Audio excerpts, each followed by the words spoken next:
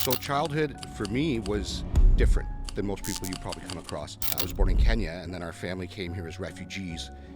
I had been beaten up, and I was unconscious with the word Paki written on my forehead. But when you ask, did certain things lead me down this path to being masculine, that was one of them. And I had to learn quite early how to defend myself. I was just a walking target. So childhood for me was different than most people you probably come across.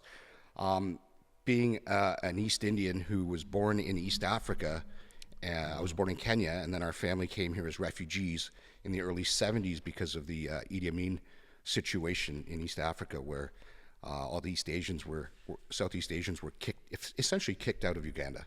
And so what was going on in the conflict at that point in time? What was happening? So there's a dictator whose name was Idi Amin. From which country? In Uganda. In Uganda. There was a movie based on him called The Last King of Scotland. I watched this documentary. He was one of the most ruthless people in Africa for almost forever. Exactly. He was a murderous prick. Wow. How was it possible to move? And why he was killing off people? What was he going after again? So Uganda was very prosperous. Indians owned a lot of the businesses and the coffee estates and the tea plantations, and they ran the economy, and it was a very prosperous country.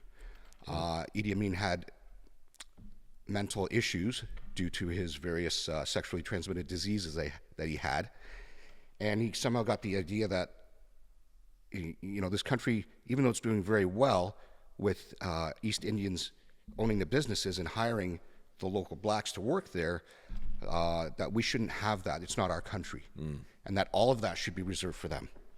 And so he basically mandated that all the Southeast Asians need to leave within X number of years.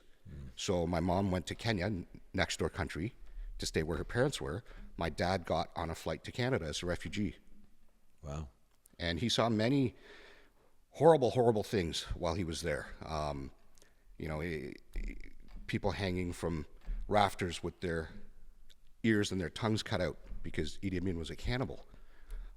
He and his my great uncle, his uncle, was a very successful lawyer and barrister, and they were driving in his BMW out for a drive, and all of a sudden the military pulled him over, and they said, whose car is this? And my great uncle said, well, it's my car.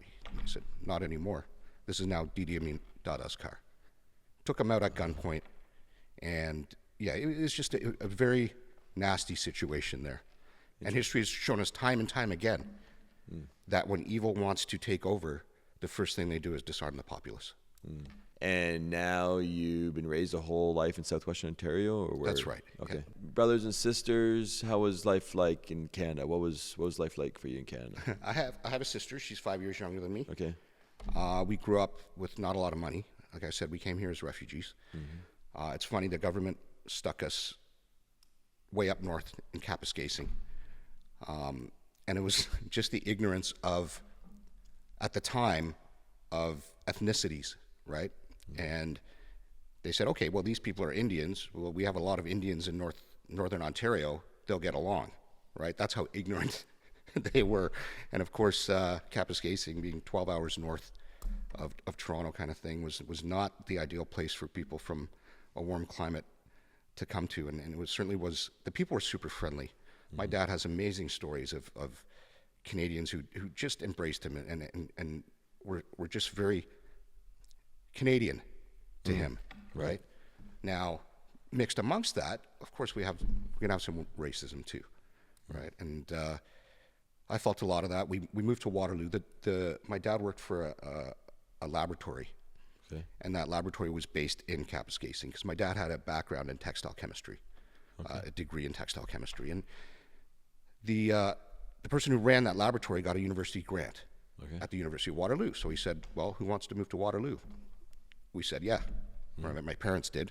My mom hated it up there. You can't buy any Indian groceries or spices or anything you need up there. My parents were very young then. They were in their early 20s. Oh, wow. Right?